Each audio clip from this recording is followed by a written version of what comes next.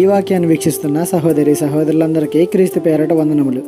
ఈరోజు వాక్యం ద్వారా దేవుడు మనతో చెప్తున్న మాట: యవ్వనస్తుల బలము వారికి అలంకారము, తలనెరుపు వృద్ధులకు సౌందర్యము. సామెతల గ్రంథము 20వ అధ్యాయం 29వ వచనము. అలంకారం అనగానే అందంగా తయారు కావడం, మంచి దుస్తులు వేసుకోవడం అనుకుంటాం. కానీ వాక్యం సెలవిస్తుంది యవ్వనస్తుల బలం వారికి అలంకారం అని.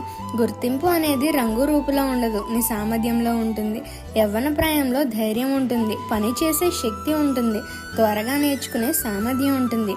మరి ఏది నీ అలంకారం యవ్వనుడా? నీ సామర్థ్యం పక్కన పెట్టి ఇతరులపై ఎంతకాలం ఆధారపడతావు? ఆలోచించు. తలనెరుపు అంటే తెల్లని వెంట్రుకలే, కానీ దాని అర్థం అది కాదు. వృద్ధాప్య దశకు వచ్చారంటే వారు ఎన్ని చూసి ఉంటారు? జీవితానుభవం, సహనం, జాగ్రత్తగా ఉండడం, మంచి చెడు తెలిసిన జ్ఞానం వారు కలిగి ఉంటారు. నెరసిన వెంట్రుకలు కేవలం వయస్సు కాదు, ఎన్నో కష్టాలు సుఖాలు చూసి నిలబడ్డ జీవితానికి గుర్తు.